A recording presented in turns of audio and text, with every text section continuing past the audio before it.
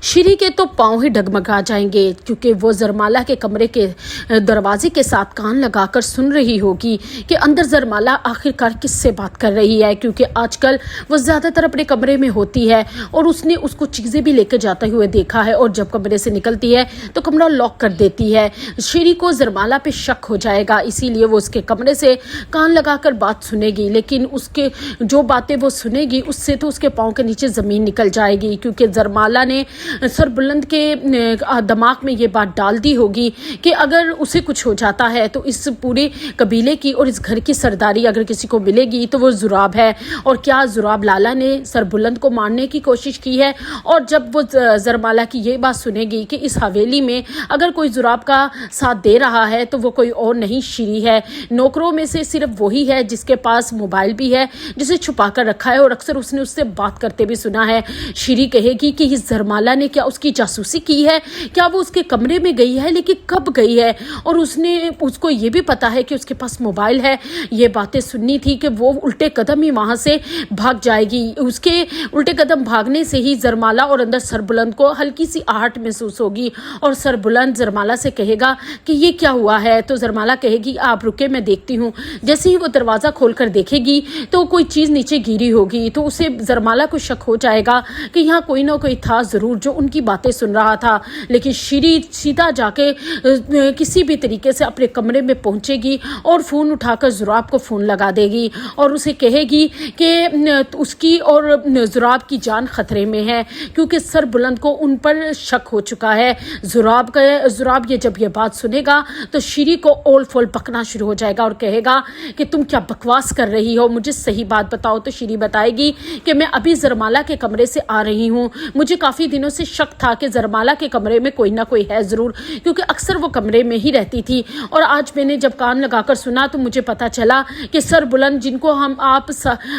چاروں طرف ڈھونڈ رہے ہیں وہ کہیں اور نہیں، زرمالا کے کمرے میں ہے، اور زرمالا کو یہ بھی پتا ہے کہ میرے پاس فون ہے اور میں کسی سے رابطے میں ہوں، اور اسے میرے پر شک ہے، اور اس نے یہ شک بھی زربلند کے ذہن میں ڈال دیا ہے۔ شری بہت گھبرائی ہوئی ہوگی اور زراب سے کہے گی کہ اب کیا کرنا چاہیے، مجھے بہت ڈر لگ رہا ہے، اگر سربلند لالا نے مجھے اپنے کمرے میں بلا کر کچھ پوچھا یا مجھے ٹارچ کرنے کی کوشش کی تو میں کیا کروں گی۔ اس پر زراب کہے گا کہ بکواس بند کرو، پہلے وہ تمہارے اس عاشق ظلمت نے سارا کام خراب کر دیا، اور اب تم یہ منحوس خبریں مجھے دے رہی ہو، اور میں پہلے ہی کہتا تھا کہ سربلند حویلی کے اندر ہی موجود ہے، اور اب مجھے سمجھ آئی کہ سربلند کا ساتھ کون دے رہا ہے، یہ زرمالا، یہ جس لڑکی کو جب سے اس حویلی میں لے کر آیا ہے، اس حویلی کے تو الٹے دن ہی شروع ہو چکے ہیں، لیکن میں اس کو چھوڑوں گا نہیں۔ اور پھر وہ شری سے کہے گا کہ تم جہاں مرضی دفع ہو جاؤ، لیکن یہاں سے نکل جاؤ، بھاگ جاؤ یہاں سے۔ اس پر شری کہے گی آپ یہ کیا کہہ رہے ہیں، میں کہاں بھاگ سکتی ہوں، میرا تو کوئی ٹھکانہ بھی نہیں، میرا تو جینا مرنا ہی اس حویلی میں ہے،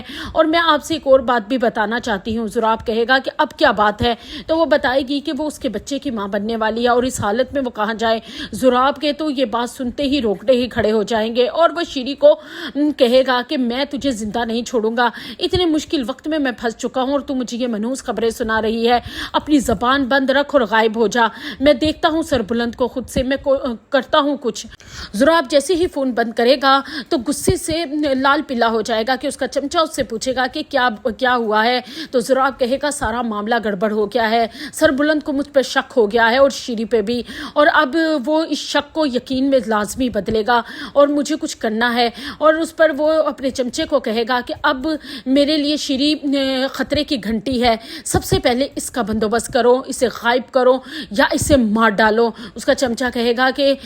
اگر اسے مار دیا تو شاید شک اور زیادہ آپ پر ہو جائے۔ وہ کہے گا کچھ بھی نہیں ہوگا، ہم نے شیربانو کو بھی تو مار کر دفنا دیا تھا نا، اس کو بھی اسی طرح غائب کر دو، کسی بھی طریقے سے اسے راستے سے ہٹاؤ، اگر یہ زندہ رہی تو یہ پاگل کچھ نہ کچھ اپنے منہ سے بھونک دے گی اور میں پھنس جاؤں گا، اور میں سربلند کو خود سنبھال لوں گا۔ اس پر وہ اپنے چمچے کو حکم دے کر چلا جائے گا، اور اب شری کی جان پورے طریقے سے خطرے میں ہے، کیونکہ اب سراب نے فیصلہ کر لیا ہے کہ اب اسے اس کی کوئی ضرورت نہیں اور وہ اسے راستے سے ہٹا دے گا، اسی لیے اب اس کا چمچہ شری کے کمرے کی طرف بڑھ رہا ہوگا تاکہ وہاں سے شری کو کسی بہانے سے لے کر جائے اور اسے مار ڈالے، اور دوسری طرف سراب زرمالا کے کمرے کی طرف جائے گا اور اس کا کمرہ کھٹکھٹائے گا، جس پر زرمالا جب کمرہ کھولے گی تو سراب کو دیکھ کر گھبرا جائے گی اور پھر سراب پوچھے گا کہ سر بلند کدھر ہے، میں جانتا، اور پھر زرمالا کہے گی کہ وہ تو ادھر نہیں۔ زرمالا تو سراب کو دیکھ کر گھبرا جائے گی، لیکن سر بلند اب اندر نہیں رہے گا بلکہ باہر آ جائے گا اور سراب کے سامنے کھڑا ہو جائے گا۔ سراب اسے دیکھتے ہی گلے لگا لے گا اور کہے گا کہ میں تو 3 دن سے پریشان تھا کہ تم یار کدھر چلے گئے، فون بھی نہیں مل رہا، کیا تم حویلی میں تھے؟ تو سر بلند کہے گا کہ نہیں، میں حویلی میں نہیں تھا، میں آج صبح ہی آیا ہوں، کچھ کام تھا زرمالا سے تو اس کے کمرے کی طرف چلا آیا۔ اس پر سراب کہے گا اچھا چلو شکر ہے اللہ کا تم صحیح سلامت ہو، مجھے پتہ چلا تھا تم پہ حملہ ہوا ہے، میں تو یہی سمجھا کہیں تمہیں کچھ ہو نہ گیا ہو۔ وہ سر بلند کو بڑی میٹھی میٹھی باتوں میں لے گا۔ سر بلند دیکھ رہا ہوگا کہ سراب لالا تو کتنی اس کی چاہت کر رہے ہیں، لیکن دوسری طرف سراب کا چمچہ آخرکار اپنے بندوں کے ساتھ مل کر شیری کو حویلی سے غائب کر لے گا اور غائب کر کے کسی انجان جگہ پر لے جائیں گے۔